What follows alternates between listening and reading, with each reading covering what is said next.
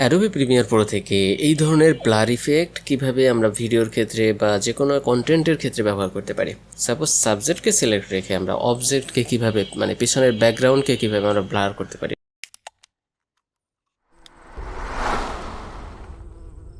এটা কিন্তু খুব ভিডিওর ক্ষেত্রে অনেক বেশি পপুলারলি ব্যবহার হয়ে থাকে। ওকে, ফার্স্ট অফ অল আমরা এখান থেকে একটা ভিডিও ক্লিপ নিয়ে নিয়েছি। ইফেক্টস অ্যান্ড কন্ট্রোলে গিয়ে সার্চ করতেছি Gaussian blur, add to the clip. Then এখান থেকে পেন টুলের মাধ্যমে আমরা চাইলে শুরুর পজিশনে যাই। এই পোর্শন থেকে পেন টুলের মাধ্যমে এই অংশটাকে কেটে নিয়েছি। এখান থেকে ব্লারিনেস বাড়াই দেয়, তাহলে আমার সাবজেক্টে ব্লার হবে। দেন এখান থেকে ইনভার্ট, তাহলে পিছনের এটা ব্লার হয়ে গেছে। ওকে, মাস্ক ফেদার বাড়াই দেয়, পয়েন্টগুলো একটু কাছে নেই, মাস্ক ফেদার বাড়াই দেই। ওকে ডান।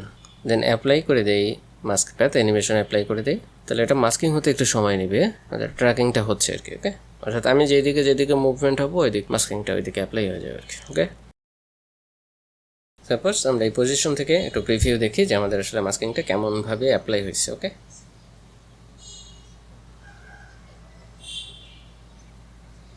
তো এখন যদি আবারও একইভাবে কিফ্রেমগুলো যদি সরে যায়, তাহলে এখান থেকে কিফ্রেমগুলো একটু টেনে টেনে ব্যবহার করে নেবেন, তাহলে আরও বেশি স্মুথভাবে এটা অ্যাপ্লাই হয়ে যাবে। যেহেতু আমরা এখান থেকে মাস্কিং ফেদারটাকে অনেক বাড়িয়ে দিয়েছি, সুতরাং এখান থেকে কাছে অ্যাপ্লাই করলে এটা পারফেক্টলি আরও বেশি স্মুথ অ্যাপ্লাই হয়ে যাবে আর কি। তো এভাবে খুব সহজে আপনারা চাইলে মাস্কিং ব্যবহার করে পিছনের যে কোনো অবজেক্টকে ব্লার করে দিতে পারেন, অথবা যে কোনো সাবজেক্টকে আমরা ব্লার করে দিতে পারি।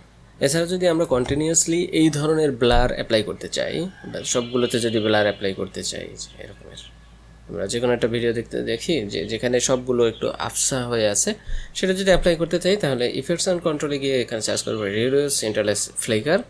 যদিও এটা লাইট ফ্লিকের যে ইফেক্ট সেটাকে রিডিউস করে, তারপর এটা ব্লাইন্ডনেস এখান থেকে সফটনেস বাড়ালে তো এটা ব্লাইন্ডনেস হিসেবেই কাজ করে। আমরা অনেকগুলো ভিডিও ক্লিপ বা ভিডিওতে দেখবো এই ধরনের ইফেক্টগুলো ব্যবহার হয়ে থাকে। ওকে, তো আমরা চাইলে এই ধরনের ইফেক্টসগুলোও কিন্তু ব্যবহার করতে পারি। ওকে, মেইনলি এটা হচ্ছে ফ্লিক ইফেক্ট, লাইট ফ্লিকারের ইফেক্টের জন্য ব্যবহার হয়। ওকে, তো আজকে পর্যন্তই, দেখা হবে পরবর্তী কোনো ভিডিওতে। সে পর্যন্ত সবাই ভালো থাকবেন। Thank you so much. Stay with us.